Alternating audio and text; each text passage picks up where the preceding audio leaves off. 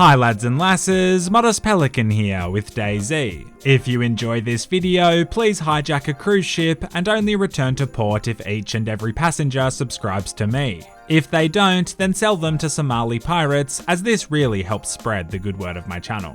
Alright, so welcome back. I hope all of you legends are doing well. If you don't know DayZ, I think this 30-second thought-provoking movie will help set the scene. So here I am running through post-apocalyptic Eastern Europe and I'm feeling a little peckish, aka I'm rapidly starving to death. I start hunting down a beast that I can only assume the developers modelled off my ex-girlfriend so I can hopefully have some dinner. I do successfully slay the big girl, but then realise I don't have a knife, so I can't cut it up to cook and eat. On the verge of death, I spot some zombies chasing another player, and I know exactly what I have to do. This young man is in a real predicament and seems to have got himself trapped on a ladder, so I do the noble thing and save him with my fire axe. He descends to thank me, and then I proceed to start swiping at him because I need his supplies. This does not go as planned, as he attempts to flee the vicinity, but I'm pretty good at parkour, so bad luck, chief, but nice backpack. I literally break my axe on him, which is unlucky, but eventually knock him out with my fists, because real men use violence, not words. He has one piece of food on him, a fresh plum, which I wholeheartedly enjoy. It just doesn't seem like the plum is going to give me the sustenance I need though, as I begin limping around. There's no class in collapsing on the sidewalk, so I take things into my own hands to maintain a little dignity. Welcome to DayZ. Fortunately, that footage was from a while ago, and since then I have built up a much stronger character who's never felt the need to kill themselves. My mate Stealthomato is also jumping on for his first time ever, which should be quite funny as he has no idea how brutal this game is. Pretty rough for his first time as it's raining and dark, but he consented to this, so let's go. I take a swig of water as it's literally crucial to stay hydrated in this game, which I love, and then roll out to find my boy. I've got to be careful not to get sick as I'm freezing right now, but I do have night vision goggles. I don't mean to flex. Kidding, that was a flex, these are very rare. Mato tells me he's at Tolga, and by what I can only assume is some kind of divine intervention, I am also at Tolga. Unfortunately, Mato is being swarmed by a horde of zombies, but at least he's staying calm, cool, and collected. Ah! No! Don't die. Dude, I'm dead. I'm gonna die. Dude, I can't shut the doors. Where are you? I'm inside. Ah! Okay, I'm in the building. Okay, nice. It's me outside. I'm gonna clear out the zombies for you, right? Ah! No! I don't like it. Get in this. Run away, dude. Oh my god. I can't sprint. I'm out of stamina. Severely injured. Get inside. Shut the door. Dude, get in. What do you need? Okay. Everything. No! You just died!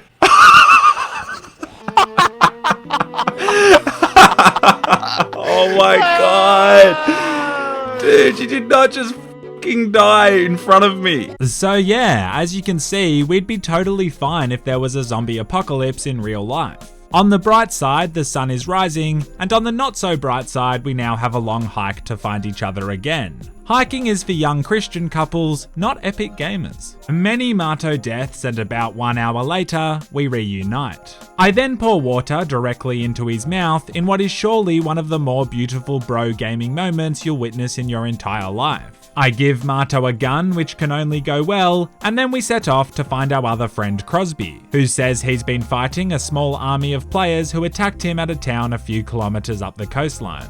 To add a little spice into the mix, Mato is sick and is coughing and sneezing all over the place, and therefore we have to social distance on the hike so I don't contract it. The immersion is almost too real. Anyway, this goes very poorly, and we are both now quite unwell. We meet up, and sure enough, there's bodies piled up all over the place. Crosby reckons there is about 8 people in total, and he got a few of them, but some fled. They're allegedly poorly armed with bats and hammers. Meanwhile, we have assault rifles, so I like our chances. More importantly, he hooks us up with some tetracycline pills, which should cure the cough and hopefully give us a bit of a high so that we can vibe while we shoot. We need to secure this location as it's far from safe. We all put on vibrant and honestly extremely trendy armbands so we know who's friendly, and then I see a player looting one of the corpses. Utilizing an effective RMP, a risk management plan, I do thousands of calculations in my head to weigh up the probability of this player being hostile and then open fire to circumvent a partial treatment of the danger and instead ensure that the threat of this player is that of 0. Nah, kidding, I just shot him as Crosby said it was one of the guys who attacked him earlier. He did confirm that after I had shot and killed the man, but I guess that's just intuition.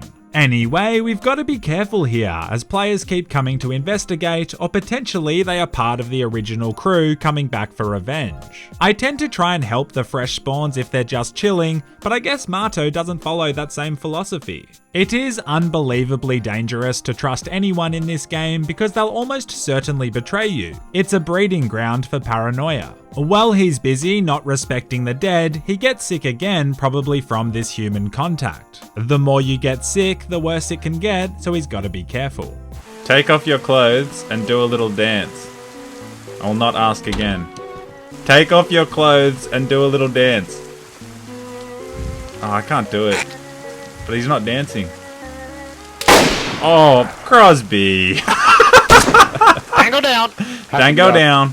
This town is actually just getting weird. There are bodies absolutely everywhere. It seems fresh spawns are attacking other fresh spawns as well as us. It's guerrilla warfare, and I'm surprised we're still alive. I even try and help this guy in a bucket hat by bandaging up his wounds so that I can be a good person. I'm trying this new thing called paying it forward, where I do random acts of kindness and expect nothing in return. After I've finished helping him, he flips me off, and I'll tell you one thing, big fella, it's not wise to flip off the guy who just bandaged you up and who's also holding an assault rifle. Here's yet another example of why you just can't trust these fools. Here I am offering this guy some food and he just picks up a hammer and runs at me swinging. I mean, you've got to respect his ambition, but not exactly the smartest malacca I've come across on my travels. Again, I visibly have an assault rifle. What were you expecting, a platonic handjob?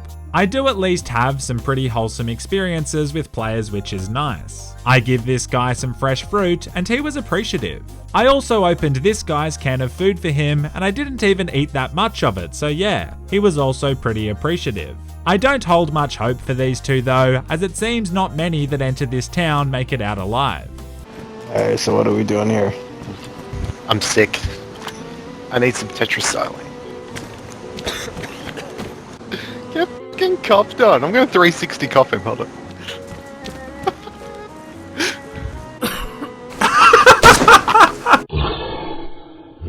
As funny as infecting people is, Marto and I both now again need medication or we'll die. Crosby refuses to give us any more of his. We've both lost a packet or two and he's only got one left, so understandable I guess. I also find a naughty nurse dress that I plan to make a player wear because I figure it'll make the lads laugh. There's nothing more precious in this world than the lads' laughter. While Marto's refilling his water, the guy he trick-shot coughed comes back for revenge. But luckily I'm there to clean up the mess and I proceed to gun them both down. Somehow they both survived the shooting, which is a minor miracle.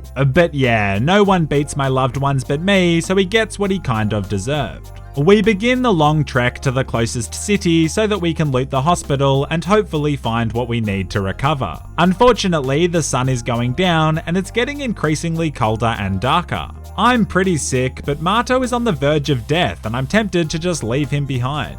We arrive at the city of Berezino, which despite looking run down, decrepit, and post-apocalyptic, is actually just how Eastern Europe looks all the time. Unfortunately, the hospital must have recently been hit as there's no loot here, and this could be all she wrote for my boy Mort. While we are filling up our water canteens and rehydrating, Marto's symptoms really escalate and either he's pregnant, which is potentially exciting as bringing new life into this world is spiritually life-changing, or far more likely he's moments away from death. I decide it's time to step it up and save Marto without medication, just like the olden days. I'm pretty sure most people died when they got sick in the olden days, but hey, at least I'm getting in a little cardio here. We get a fire going to stay warm, and apparently resting like this can cure illness sometimes. On the other hand, it's pitch black and this house is a massive light beacon, so we could just be killed by another player who sees it. Then, like an angel descending from heaven, Crosby decides to come and give us his last packet of tetracycline. What an absolute legend. We med up and keep our distance in the room to recover, and I've gotta say, this is some unbelievably insane gameplay. Lying on a mattress recovering from illness. It doesn't get any better. With everyone recovered, we initiate Operation Make a Player Wear a Naughty Nurse Dress. The sun is rising and we're ready to go. Moments later, we find a potential target. Man, is that zombie gone? Yeah, the zombie's dead. Alright, Chief, we saved you. Now you need to put on this dress and we'll give you some food and some cuddles. I'm not putting that on. Mate, you're going to put on that dress, do a little dance for us, and you're going to be fucking pleased about it. Nah. Just put it on. Alright, I'll Dude, give it men back. in dresses, that's my fetish, dude. Please just do it. Man, can you give me your gun? My baseball looks a bit interesting. You look good. It's your new outfit. Man, could you please just kill me? Could you please just kill me? Good chatting, mate. You guys hope you knew that was me, right? Talking? That was me! That was me! Hey man, how's it going, man? You going right, man? So yeah, that Irish voice was just Crosby talking, pretending to be the guy who put the dress on. So the actual player who put the dress on didn't have a microphone and would have been so confused as to why someone was talking for him, pretending to be him. Not only that, but instructing us to kill him. Well played, Crosby. While I'm editing this, it's so obvious, but in the moment, he got me good. Marto then gets sick again, and honestly, I think it's probably a good time to end the video. I hope all you legends are doing well and staying safe. Otherwise, thanks for watching, and a huge thanks to those who support the channel on Patreon. Until next time, and as always, stay classy.